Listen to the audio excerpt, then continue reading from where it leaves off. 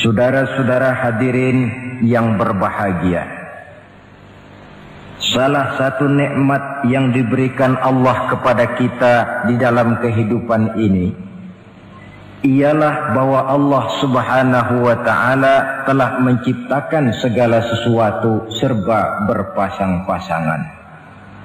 Dalam surah Yasin ayat 36 dijelaskan, Subhanallazi khalaqal azwaja kullaha mimma tumbitul ard wa min anfusihim wa mimma la ya'lamun. Maha suci Allah yang telah menciptakan segala sesuatu itu serba berpasang-pasangan, dari apa yang tumbuh di permukaan bumi, apa yang ada di dalam diri mereka sendiri, dan apa-apa yang mereka tidak mengetahuinya. Demikianlah kita lihat siang berhadapan dengan malam, benar berhadapan dengan salah, dan laki-laki berhadapan dengan perempuan.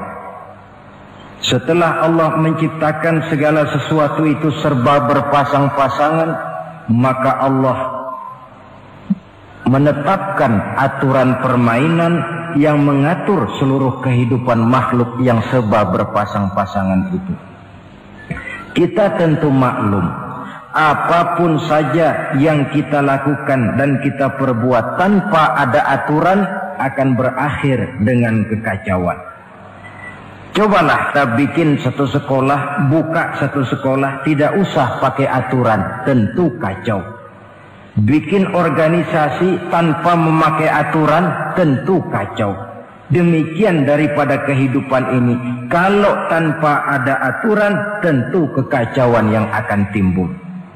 Allah pencipta manusia. Allah tahu benar kemampuan maksimal manusia. Oleh sebab itu, aturan permainan yang diturunkan Allah tentu sesuai benar untuk manusia. Satu contoh kecil, pabrik mobil di Jerman bikin mobil namanya Mercy. Seiring dengan itu dia keluarkan buku petunjuknya. Mobil ini namanya Mercy, kecepatan maksimal sekian ratus kilometer per jam, daya angkut maksimal sekian ratus kilogram. Kalau rusak memperbaikinya begini, onderdilnya pun ini. Karena pabriknya yang membuat mobil, lalu pabriknya pula yang mengeluarkan buku petunjuk, sudah tentu buku petunjuk itu sesuai benar dengan mobilnya. Dan tidak bisa kita punya mobil Mercy rusak, lalu kita perbaiki dengan menggunakan buku petunjuk yang dikeluarkan oleh pabrik mobil Toyota misalnya. Jelas mobil bukan tambah baik, malah makin hancur tidak karu-karuan. Kalau manusia menginginkan satu hidup yang baik, tidak ada pilihan lain, dia harus memakai aturan yang diturunkan oleh yang bikin manusia. Dan aturan itu telah turun dalam bentuk agama Islam yang kita cintai ini. Manusia laki-laki dihiasi dengan perasaan senang cinta kepada perempuan. Itu biasa, normal, wajar. Tapi lalu Allah menurunkan aturan permainan yang kalau peraturan ini dilanggar akan membawa kerugian bagi manusia sendiri. Bahwa laki-laki senang sama perempuan itu normal. Agama membuat aturan silahkan senang, tetapi lewat satu pintu yang disebut nikah. Kalau peraturan ini diabaikan, yang rugi tentu manusia sendiri. Misalnya PLN keluarkan pengumuman, nanti malam mulai jam 6 sampai subuh listrik se-Jakarta mati total.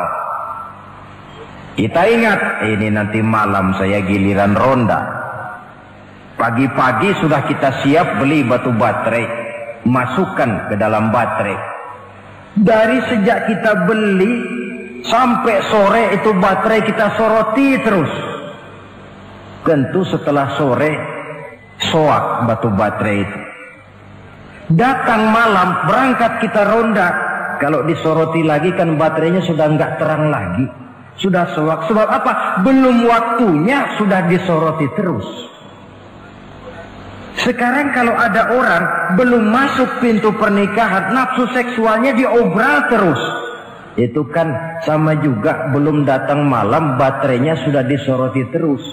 Nanti masuk pernikahan, soak. Berhadapan dengan istrinya, barangkali sudah nggak bisa apa-apa, cuma nyengir saja.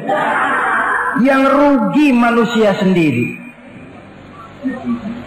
Itulah sebabnya Allah lalu mengatur bahwa laki senang sama perempuan lewat satu pintu yang disebut dengan nikah. Maka pada pertemuan kali ini kita akan bicara tentang nikah dalam Islam. Saya bagi kepada 3 masalah pokok saja. Pertama, pengertian dan kedudukan nikah menurut Islam. Yang kedua, motivasi pernikahan. Karena apa orang itu seharusnya melakukan nikah. Dan yang ketiga, membina rumah tangga bahagia menurut contoh Rasulullah Sallallahu Alaihi Wasallam.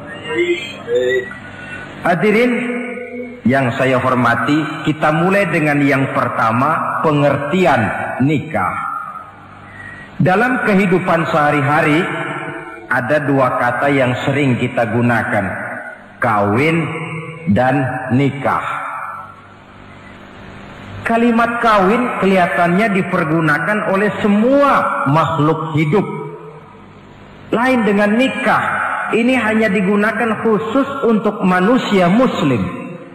Makanya kita sering dengar orang bilang, kucing kawin, ayam kawin, kambing kawin.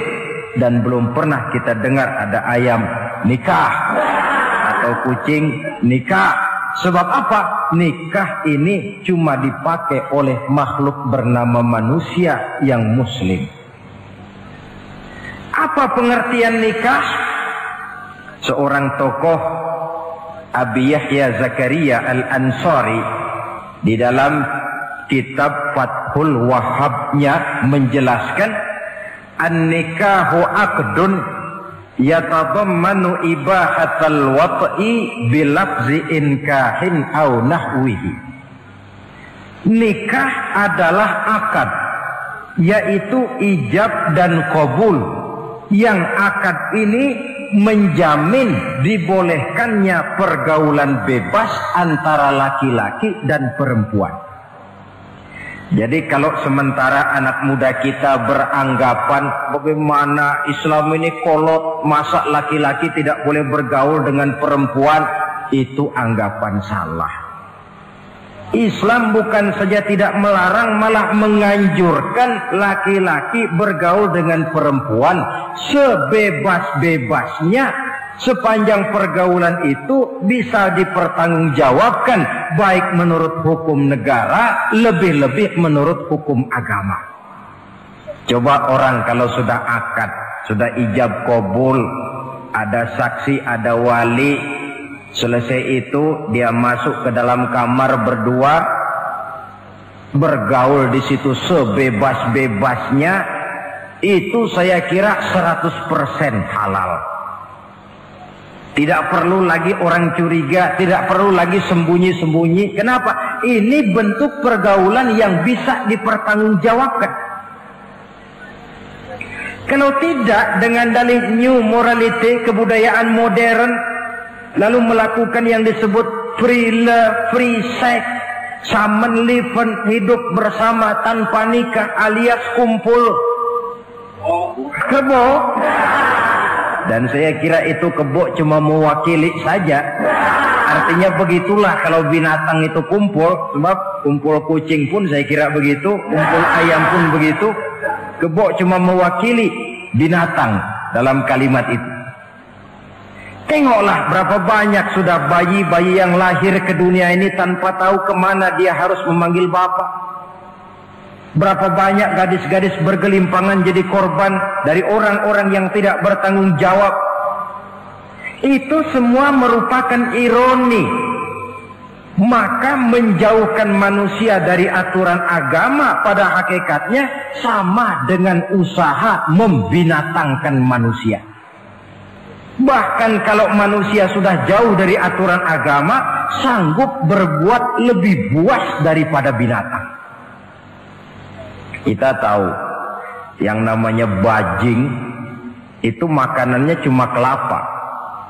Tapi bajingan itu bukan cuma kelapa, kabel telepon doyan kok bajingan itu. Jauh lebih buas daripada yang namanya binatang. Maka agama ini mengatur agar manusia sebagai makhluk yang mulia hidup secara mulia.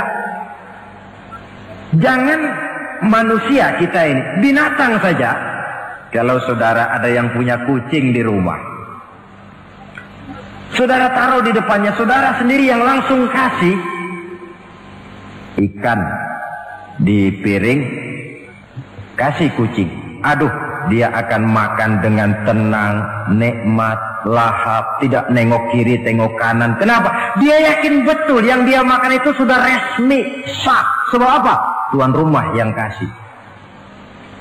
Tapi kalau si kucing ngambil sendiri di dapur, mencuri dia, setelah dapat dia bawa lari, makan pun tidak tenang. Kenapa? Mesti nengok kiri, nengok kanan. Rupanya instingnya pun bekerja. Ini bukan hak saya mencuri. Saudara-saudara, tengok orang yang sudah terlibat dalam pergaulan suami istri yang sah. Itu kan nggak perlu tengok kanan, tengok kiri, nggak perlu takut-takut. Kenapa? Sudah sah. Tapi kalau yang bukan istrinya, wah itu sudah seperti kucing nyolong ikan, tengok kiri, tengok kanan, tidak pernah mengalami ketenangan. Itu selintas pengertian nikah. Lalu bagaimana kedudukan nikah menurut Islam? Ternyata nikah dalam pandangan Islam tidak cuma sekedar untuk memenuhi kebutuhan biologis manusia. Tidak cuma sekedar untuk memperkembangbiakkan keturunan. Tidak cuma sekedar untuk mendapat ketenangan hidup. Lebih tinggi daripada sekedar itu, nikah dalam pandangan Islam ibadah. Jadi kalau kita ditanya, Pak, ibadah apa yang paling enak dalam Islam? Jawabannya jelas, nikah. Begitu enaknya ibadah yang namanya nikah ini, sampai yang sudah pernah pun pengen ulangan. Namanya ibadah. Tetapi tentu ada konsekuensi. Oleh karena nikah ibadah, dan semua ibadah dalam Islam tidak boleh dikerjakan setengah hati atau main-main. Sholat ibadah, tidak boleh main-main atau setengah hati atau coba-coba. Puasa ibadah, tidak boleh main-main, setengah hati atau coba-coba. Dan oleh karena nikah pun ibadah, punya nilai sakral, juga tidak boleh main-main, setengah hati atau coba-coba. Dus nikah eksperimen tidak dikenal dalam Islam. Mas, saya dengar sampean sudah nikah ya? Iya mas, saya cuma nyoba saja kok ini kok. Kalau enak terus, enggak ya bubar. Ini tidak ada nikah eksperimen, sebab dia punya nilai sakral yang bermotifkan ibadah. Itu pengertian dan kedudukan nikah. Lalu apa motivasi suatu pernikahan? Karena apa seharusnya orang nikah itu? Apa landasannya? Saudara, hadis yang diriwayatkan oleh Imam Bukhari, Muslim, Abu Dawud dan Ibnu Majah dari Abi Hurairah menjelaskan, Nabi bersabda, tunkahul mar'atu li arba'in. Nikahilah perempuan karena 4 perkara. Kalau dia perempuan, tentu nikahilah laki-laki karena 4 perkara. Memilih jodoh, nah inilah lengkapnya konsepsi Islam. Memilih jodoh saja Islam itu memberikan petunjuk kok. Karena apa orang memilih jodoh itu? Kata Rasul yang karena 4 faktor. Pertama, lima liha, karena dia orang kaya, cari yang kaya. Yang kedua, lihasabiha, karena dia keturunan orang baik-baik, cari keturunan orang baik-baik. Yang ketiga, lijamaliha, karena dia cantik, cari yang cantik. Dan yang keempat, lidiniha, karena dia orang taat beragama, cari orang yang taat beragama. Kalau berkumpul keempat-empatnya, rasanya surga dunia sudah. Coba lihat, suami mana sih yang tidak bangga punya istri cantik, kaya, keturunan orang baik-baik, lalu taat beragama? Atau istri mana sih yang tidak bangga punya suami ganteng, kaya, keturunan orang baik-baik, dan taat pula beragama? Tapi kan terus terang, yang kumpul keempat-empatnya kan boleh dibilang jenis makhluk langka. Sulit. Kadang-kadang cantik, kaya, akhlaknya kayak setan. Ada saja kurangnya. Oleh karena ada saja kurangnya, lalu Nabi memberikan stressing, penekanan. Fazfar bizatiddin taribat iyadat. Pilih orang yang taat melaksanakan agama, niscaya hidupmu akan berkah. Jadi motivasi suatu pernikahan hendaknya agama. Apa rahasianya? Mari kita lihat. Kalau orang memilih pasangan karena rupa yang cantik semata-mata, silakan, tapi jangan jadi motivasi utama. Kalau rupa yang cantik jadi alasan utama, saya yakin rumah tangga tidak akan tahan lama. Sebab apa? Pertama, yang namanya cantik itu relatif. Artinya bergantung siapa yang memandang. Yang menurut saudara cantik, menurut saya belum tentu cantik. Yang kata saya cantik, menurut saudara barangkali itu yang jelek. Relatif. Saya kalau ditanya orang, Ustadz, siapa perempuan paling cantik di dunia ini? Tentu saja saya jawab istri saya. Apa saudara lalu protes? Salah Ustadz, yang cantik istri saya, bukan istri Ustadz. Saya bilang masa bodoh, saya nggak ngurusi istri sampean. Cantik itu relatif. Sehingga di kalangan para ahli cinta, ahli cinta, sampai sekarang masih jadi perdebatan. Sebenarnya cantik yang bikin orang jatuh cinta, apa cinta yang membuat orang jadi kelihatan cantik? Dua-duanya bisa terjadi. Mungkin karena cantik orang jatuh cinta, dan bisa juga karena sudah kadung cinta orang kelihatannya jadi cantik. Tapi yang jelas cantik relatif. Yang relatif tidak bisa dijadikan sandaran utama. Yang kedua, yang namanya cantik itu temporer, artinya berubah oleh pergeseran masa dan pertukaran waktu. Sekarang dia cantik, of course, sedang sweet 17-an, sedang honeymoon, sedang bulan madu, sedang pengantin baru, tentu saja cantik.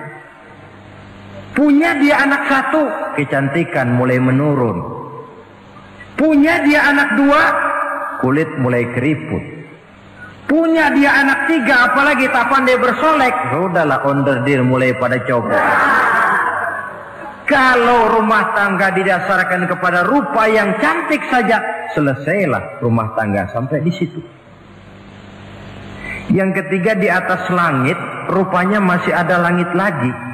Di atas yang kita anggap cantik, rupanya masih ada yang lebih cantik. Kalau cantik yang kita kejar, kita akan jadi petualang yang pindah dari perempuan satu ke perempuan yang lain. Cinta bajak laut namanya. Di mana kapal berlabuh, di sana cinta mendarat. Saudara hadirin yang saya hormati, padahal sate dengan singkong itu kan bedanya cuma di tenggorokan. Kalau sudah masuk ke dalam perut, kenyangnya barangkali sama. Malah barangkali besok pagi kalau keluar lebih tidak enak baunya sate itu daripada singkong. Makanya orang kalau sudah nikah oleh Nabi dipesan, apabila kamu di jalan melihat perempuan yang membuat kamu kagum, cepat-cepatlah pulang ke rumah. Sebab apa? Sebab yang perempuan cantik di jalan kau lihat itu punya, istrimu juga di rumah punya. Gak percaya cobalah pulang, akurin, sama itu. Silahkan cari yang cantik, tapi jangan dijadikan motivasi utama. Yang kedua, kalau perkawinan, pernikahan cuma karena harta, silahkan cari yang kaya. Tapi kan harta itu, kata Imamul Ghazali, al-mal zillun zail. Harta bagaikan bayangan. Sore di sebelah barat, tengah hari di tengah, sore pindah ke sebelah timur. Hari ini dia kaya, besok dia bangkrut. Roda itu berputar. Kalau harta dijadikan pilihan utama, boleh jadi dalam hidup berumah tangga ada pepatah, ada uang abang disayang, tidak ada uang abang melayang. Artinya pun rumah tangga tidak akan tahan lama. Yang ketiga, kalau karena keturunan, persilahkan cari keturunan yang baik-baik. Namun toh pada akhirnya orang diajarkan bahwa kita ini mau besar atau tidak, bukan dengan jalan menyempeng kepada kebesaran orang lain, tetapi ditentukan oleh kepribadian kita sendiri. Sekarang kalau karena agama, Nabi berikan penekanan fasfar bidzatid din taribat yadak. Pilih orang yang taat beragama, niscaya hidupmu akan beruntung. Apa rahasianya? Tidak lain rumah tangga Rasulullah Sallallahu Alaihi Wasallam. Yang ini artinya kita sudah masuk kepada bagian ketiga, bagaimana membina rumah tangga bahagia menurut contoh baginda Nabi. Saudara, bagaimana sih rumah tangga Rasul itu? Kelihatan dari dua ucapannya, pendek, singkat, tapi punya pengertian filosofis yang mendalam. Dua kalimat saja beliau bilang tentang rumah tangganya, yaitu baiti jannati, rumah tanggaku laksana surga bagiku. Bayangkan, kalau seorang suami sudah mampu berkata macam begitu, bahagia hidupnya.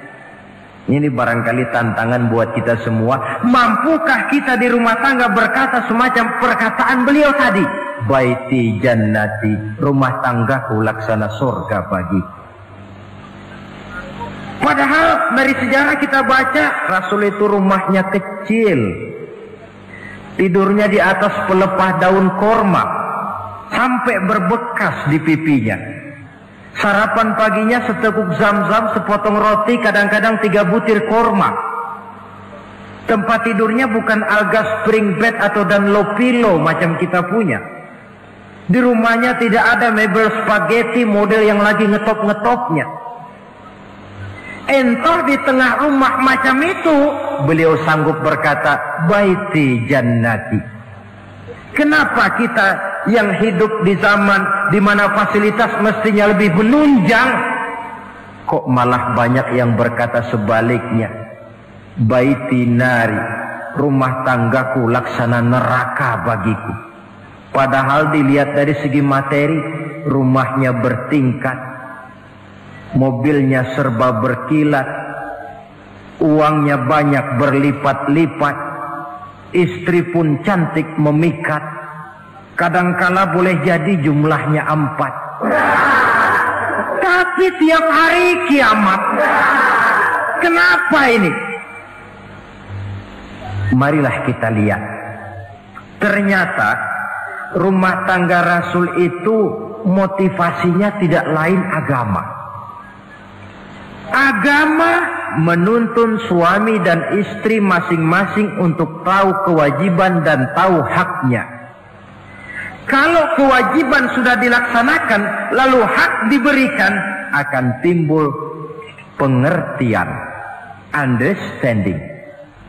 Kalau sudah ada saling pengertian, akan timbul ketenangan, feeling of security.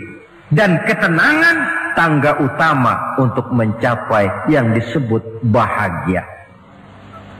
Itu sebabnya hakikatnya membicarakan rumah tangga yang berdasarkan agama tidak lain adalah bagaimana seharusnya seorang suami melaksanakan kewajibannya dan seorang istri melaksanakan tugasnya. Artinya kewajiban suami itu apa? Kewajiban istri itu apa? Kewajiban istri hak suami, kewajiban suami hak untuk istrinya menurut tuntunan dan tuntutan agama. Saudara hadirin, menurut hadis riwayat Abu Dawud dari Muawiyah bin Haidah, suatu hari Rasul ditanya, "Ya Rasul, apa sih hak istri-istri kami ini? Artinya kewajiban kami sebagai suami ini apa?" Rasul menjawab, pertama, antat'amaha iza ta'imta. Kau beri istrimu makan sebagaimana engkau makan. Saudara hadirin, tetapi seorang istri pun kalau sudah diberikan nafkah oleh suaminya untuk mengatur makanan, dia harus pandai mengaturnya dengan sebaik-baiknya. Menu yang teratur, gizi yang lengkap, dan saya kira yang namanya 4 sehat 5 sempurna itu kan tidak berarti bahwa hidup ini harus serba mewah, tidak. Yang penting ada variasi sehingga tidak merangsang suami untuk makan di luar.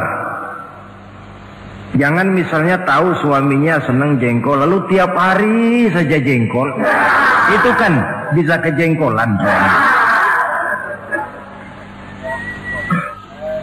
Dengan demikian, masalah yang kelihatannya sepele tetapi yang sebenarnya bisa menjaga keharmonisan atau malah keretakan rumah tangga harus kita perhatikan dengan sebaik-baiknya. Suami memberikan nafkah, dari jumlah itu 60% lari ke kredit, 40% lari ke dapur. Tentu pada akhirnya sang suami akan merasa curiga, padahal barangkali istrinya pun berniat baik, cuma hanya tidak ada keterbukaan di dalam mengurus masalah-masalah yang berhubungan dengan dapur. Inilah kewajiban yang pertama dari seorang suami, kewajiban yang menyangkut masalah pangan. Lalu yang kedua, wa taksuha izak tasaita. Engkau beri istrimu pakaian sebagaimana engkau berpakaian. Suami yang adil, pakaian yang dia pakai sama harganya dengan yang dibelikan untuk istrinya, kecuali tentu kalau istrinya ridho. Zalim seorang suami jikalau untuk dia misalnya dia beli pakaian yang mahal-mahal, jasnya dia pakai Switzerland wool, sarungnya Samarinda. Kalau dia pakai sepatu, belilah sepatunya. Sementara istrinya cuma pakai kain belacu saja. Kenapa mesti begitu? Sebab, saudara hadirin, istri kita sebenarnya adalah bagian daripada hidup kita. Baik dia dilihat orang, baik juga kita disebut orang. Jelek dia dipandang orang, tentu jelek juga nama kita disebut orang. Apalagi hidup bermasyarakat, kadang-kadang mulut usil itu kan sudah banyak macam ragamnya. Itu siapa sih perempuan yang jalan? Kenapa? Itu pakaian yang tidak dipakai sih tidak mahal, cuma pakaiannya serasi, pantas, enak dilihat. Oh, terang saja dia kan istrinya si Miun. Nah, Miun yang sedang tidur barangkali tidak tahu apa-apa mendapat sebutan baik. Cobalah kalau istri kita semaunya saja, orang akan bilang, ah itu perempuan, kenapa? Saya gerah ngelihatnya. Mau ke pasar cuma pakai kutang saja. Tentu suami pun akan mendapat sebutan yang tidak baik. Cuma sang istri kalau sudah dibelikan pakaian oleh suami, termasuk alat-alat kecantikan di dalamnya, pakaian itu tentu dipakai niat pertama adalah untuk menyenangkan hati suami. Seorang istri yang memakai bedak untuk menyenangkan suami misalnya, tiap polesan bedak ada pahalanya. Dia pakai lipstik untuk menyenangkan hati suaminya, tiap goresan lipstik ada pahalanya, bernilai ibadah. Ini kewajiban yang kedua. Yang ketiga, wala tadribil wajha. Kalau marah jangan memukul muka. Maksudnya apa ini? Kewajiban memberikan perlindungan, sehingga si istri merasa ada tempat dia mengadu, ada tempat dia melarikan persoalan, ada tempat dia bergantung. Kalau marah jangan memukul muka, dan memukul itu pun upaya terakhir. Kalau tidak bisa dengan kata yang lemah lembut, agak sedikit keras katanya. Kalau dengan kata yang keras tidak juga bisa pisah tempat tidur. Kalau memang tidak bisa juga dengan pukulan yang tujuannya bukan untuk menyakiti, tetapi untuk mendidik. Allah tadribal wajha. Kalau marah jangan memukul muka, dan memukul pun bukan jalan pertama, tapi upaya terakhir dengan tujuan bukan untuk menyakiti, tapi untuk mendidik sang istri. Kewajiban untuk memberikan perlindungan. Yang keempat, wala tuqabbih. Jangan memburuk-burukan istrinya. Kewajiban menjaga nama baik. Sebab apa? Dalam satu bahasa yang indah, Al-Quran menjelaskan bahwa suami istri itu laksana pakaian. Hunna libasul lakum wa antum libasun lahunna.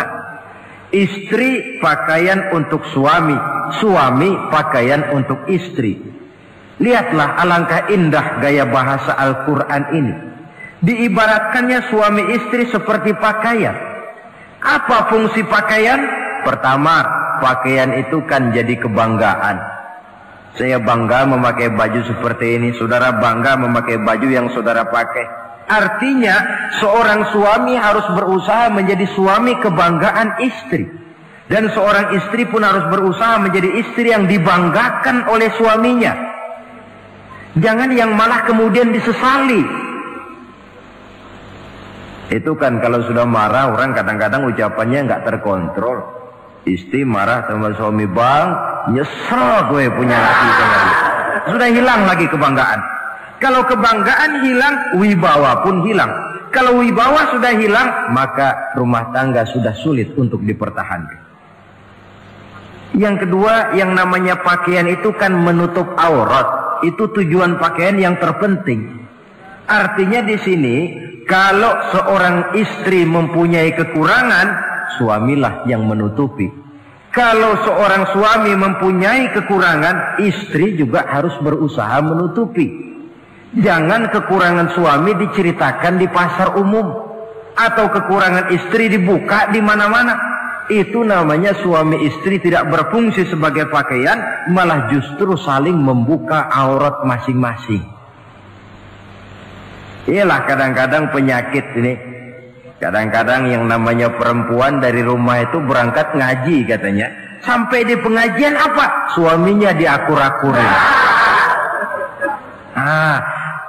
Bayu bagaimana suami? Wah, suami saya payah. Dipayahkannya suaminya di mana-mana. Atau aib dan kekurangan istri diceritakan di mana-mana. Orang bertanya, gimana mas istrinya? Oh, nggak maju. Loh, kenapa istrimu kan cantik? Iya, soal cantik sih iya, tapi tidurnya kok ngiler ini. Ini kan nggak perlu yang macam begini ini.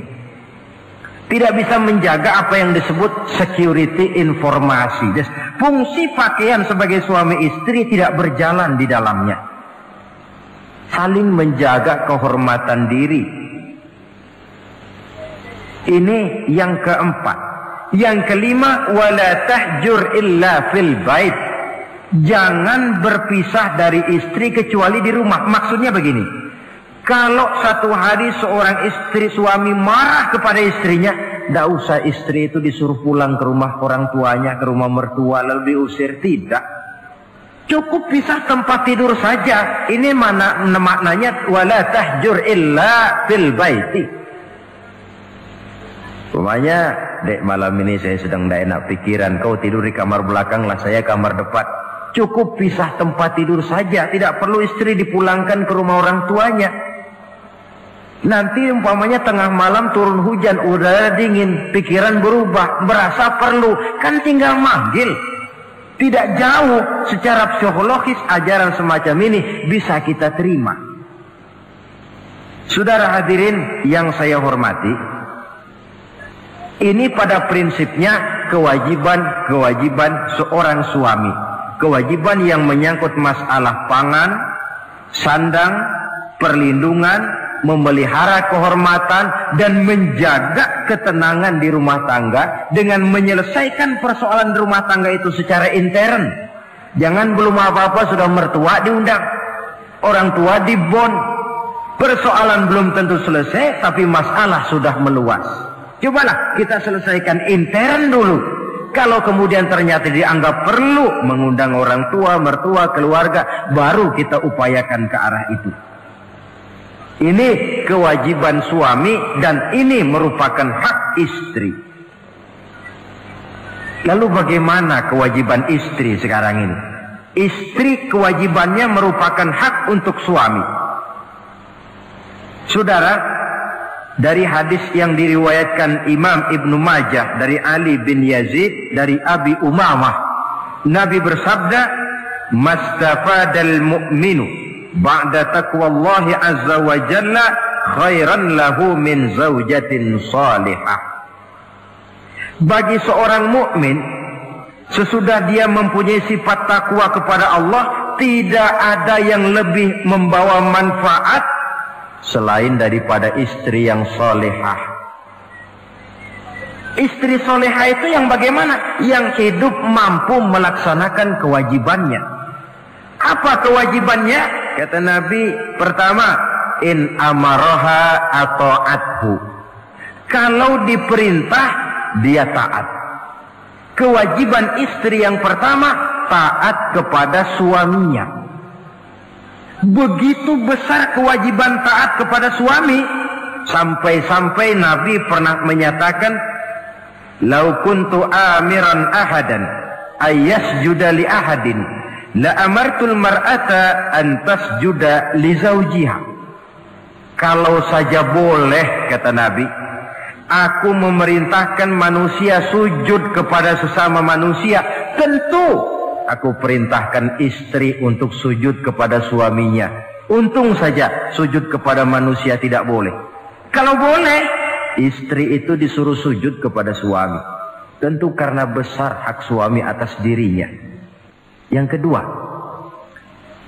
ibadah sunnah tidak mendapat izin suami juga bukan saja tidak berpahala, malah berdosa. Umpamanya, pengantin baru, si istri kebetulan santri, malam minggu pesta, besoknya hari Senin, si istri sudah kadang biasa hidup sebagai santri, hari Senin puasa sunnah. Dia bilang sama suaminya, "Bang, besok saya mau puasa sunnah nih, hari Senin."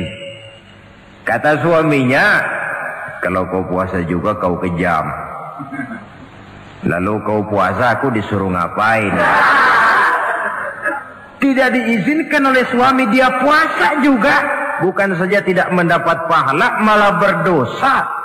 Sampai amalan yang sunnah pun tidak diizinkan oleh suami, berdosa. Apalagi amalan yang mubah, apalagi amalan yang tidak ada dasar hukumnya, perintahnya. Sepanjang perintah suami tidak untuk maksiat kepada Allah, istri wajib untuk taat. Dalam hadis lain kita temukan Nabi bersabda, "Idza da'a ar-rajulu imra'atahu ila firashihi." Kalau seorang suami memanggil istrinya ke tempat tidur. Ini bahasa kinayah. Manggil ke tempat tidur kan tentu nggak perlu penjelasan. Masa mau nyambal di tempat tidur kan enggak. Fa'abat, si istri tidak mau. Lantaran istri tidak mau, suami jengkel. Fabata ghadbana 'alaiha. Sampai dalam jengkelnya tidur. La'anat hal malaikatu hatta tusbiha. Istri macam itu dilaknat, dikutuk oleh malaikat sampai datang waktu pagi. Kewajiban untuk taat. Namun sebaliknya, seorang suami pun jangan mentang-mentang istri wajib taat lalu overacting. Segalanya main tunjuk, segalanya main komando, segalanya main perintah. Sebab contoh yang diberikan oleh Rasul tidak begitu. Rasul kita baca dalam sejarah menjahit bajunya sendiri, memperbaiki kasutnya sendiri. Artinya yang bisa ya dikerjakan tanpa harus menggantungkan semuanya kepada sang istri. Kewajiban untuk taat. Nah, penutup tentang taat ini ada sebuah hadis pula di mana baginda Nabi bersabda, ayyumam ra'atin matat wa zawjuha anha radin dakhalatil jannah. Kalau seorang perempuan meninggal dunia, suaminya ridho kepadanya, maka perempuan itu akan masuk surga. Artinya, kalau seorang istri meninggal, ya dia tukang ngaji, ya tukang sholat, ya suka puasa, ya gemar sedekah, tapi meninggal suaminya tidak ridho, pintu surga belum dibukakan sampai suaminya ridho kepadanya. Ini menggambarkan tentang besarnya kewajiban taat seorang istri kepada suaminya. Ini kewajiban pertama. Lalu kewajiban yang kedua kata Nabi, wa in nazara ilaiha sarrathu. Kalau dipandang oleh suaminya, dia pandai menggembirakan, menyenangkan hati suaminya. Menjadi istri yang pandai menyenangkan hati suami. Siapa contohnya? Kita lihat misalnya istri Nabi, diantaranya Sayyidatuna Khadijah radhiyallahu anha. Ketika Nabi pertama kali menerima wahyu berhadapan dengan malaikat Jibril, beliau kembali ke rumah dengan tubuh gemetar. Setibanya di rumah beliau berkata, "Zammiluni ya Khadijah." Khadijah, selimuti saya. Kenapa bang? Barusan datang malaikat Jibril, dia katakan begini-begini, saya khawatir Khadijah. Khadijah tahu suaminya sedang gelisah. Sebagai istri yang bijak beliau tampil, apa katanya? Kalla ma yukhzikallahu abada. Tidak apa-apa bang, jangan khawatir, Allah tidak akan menyusahkan abang buat selamanya. Ini istri yang pandai menyenangkan hati suami. Suami pulang dagang dari pasar, rugi. Istri tampil, itulah bang romantikanya dagang. Masa selamanya saja untung sekali-sekali lah rugi. Si suami kan tidak terlalu pusing kepalanya. Jangan sudah di pasar rugi, sampai rumah istri pidato, peletar-peletor macam petasan. Dasar suami goblok, dagang saja rugi. Sudahlah di pasar rugi, sampai ke rumah digoblok-goblokin. Itu nanti suami kan bisa kena penyakit yang disebut broken home. Penyakit nggak betah di rumah. Seorang istri kalau suami sudah kena penyakit tidak betah di rumah, itu mesti siap-siap mental untuk dimadu. Nah, jadi kalau tidak dimadu bagaimana? Berusaha bikin betah suami di rumah. Suami pulang kantor jam 2, setengah 2 dandan, kalau perlu setel habis. Kalau perlu kelihatan suami akan datang, bukakan pintu, sambut dengan senyum. Apalagi kalau senyumnya Pepsodent.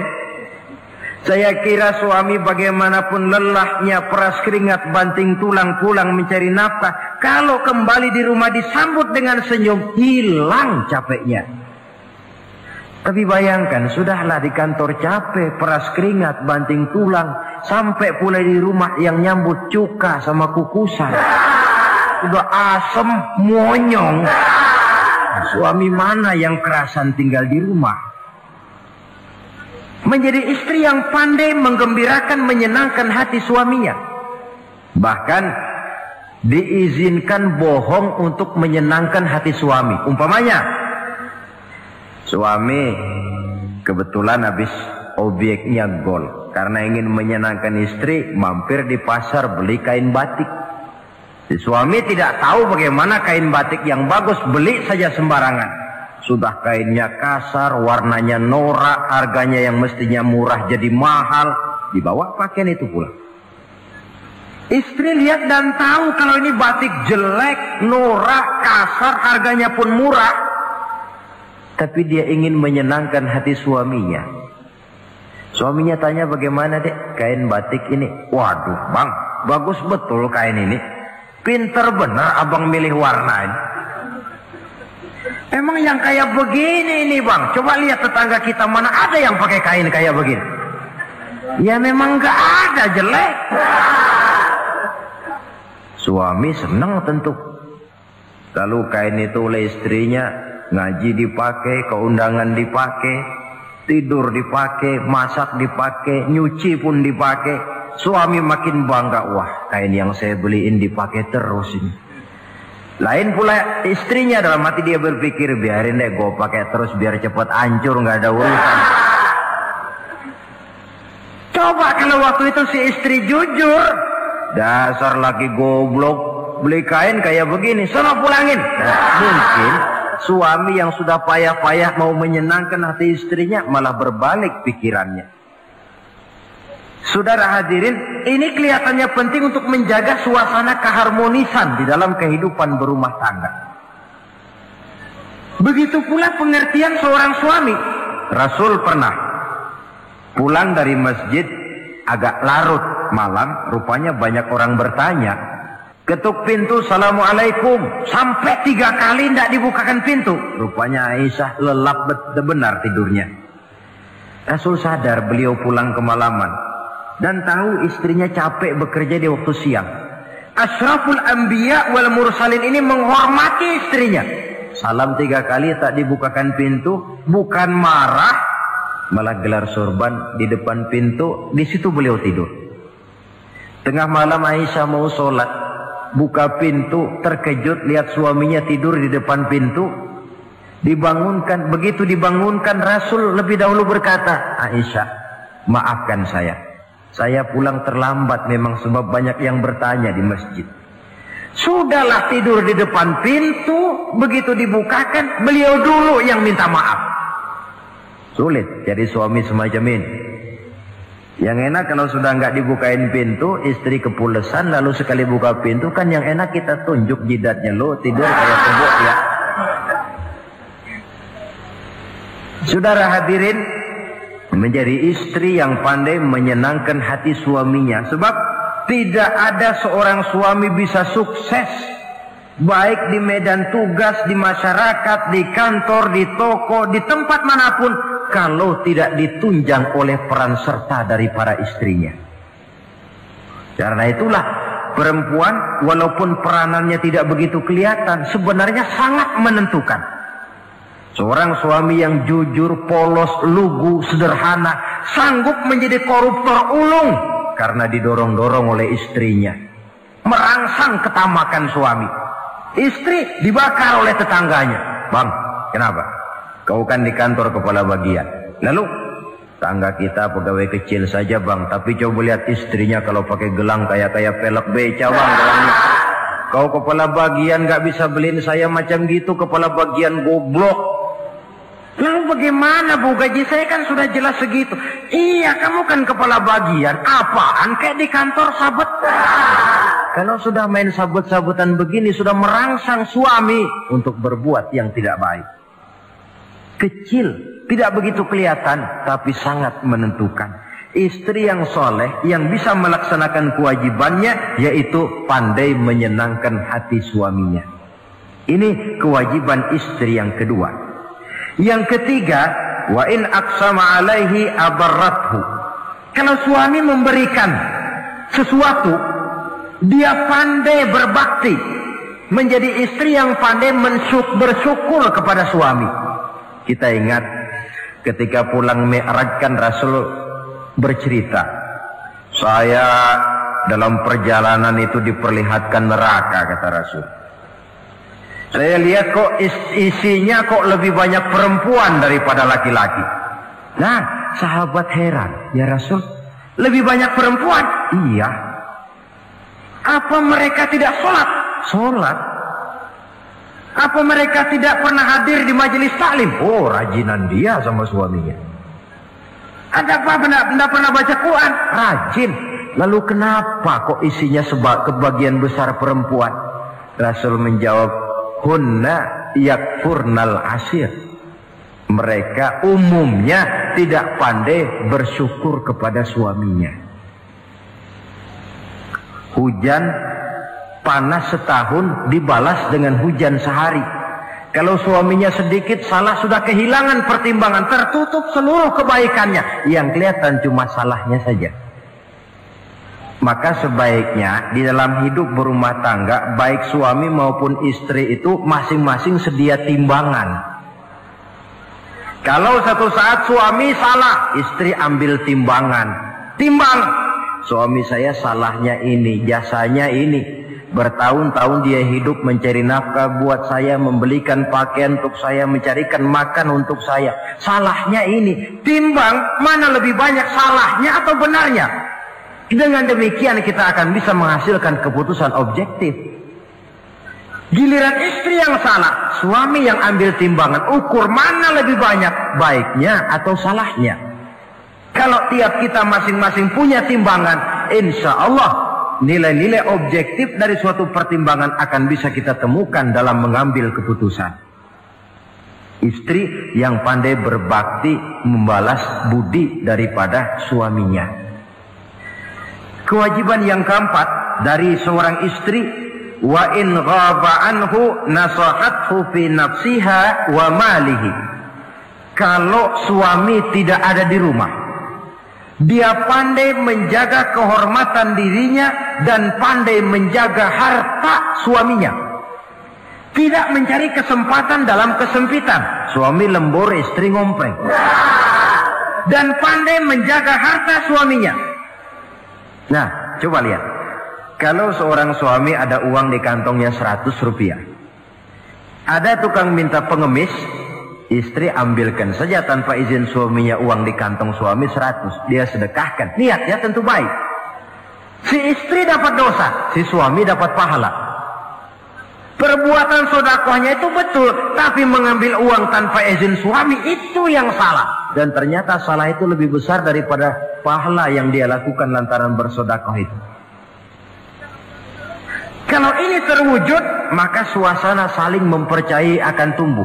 Kalau sudah saling mempercayai, rasanya akan terwujud kedamaian dan ketenangan. Suami meninggalkan rumah dengan perasaan tenang, istri pun melepas suami dengan perasaan damai, tanpa was-was, tanpa curiga, dan sebagainya. Dan ini modal yang paling utama mewujudkan saling kepercayaan dalam membina hidup bahagia.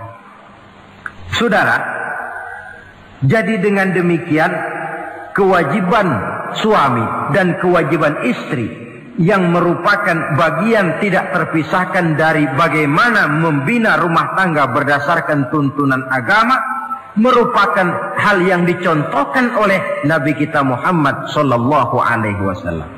Dengan satu kesimpulan, rumah tangga Nabi bahagia karena rumah tangga itu disinari oleh ajaran-ajaran agama. Sehingga timbul saling pengertian membawa kepada ketenangan, dan ketenangan sesungguhnya tangga utama mencapai rumah tangga bahagia.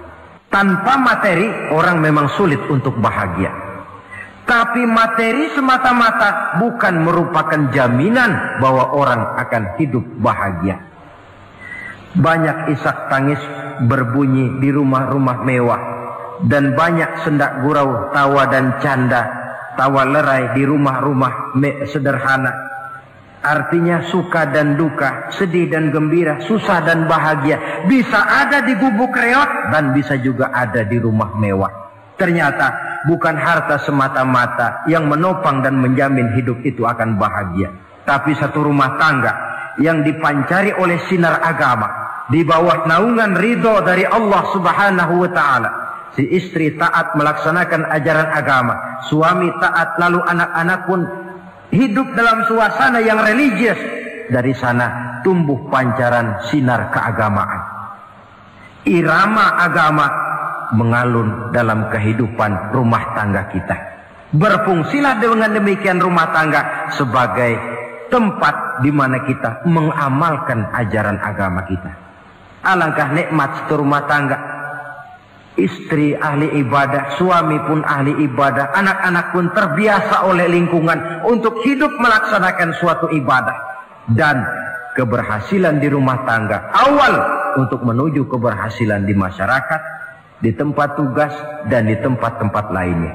Sebaliknya, kehancuran rumah tangga akan selalu menjadi awal kehancuran karier di masyarakat, di tempat kerja, dan di tempat-tempat lainnya.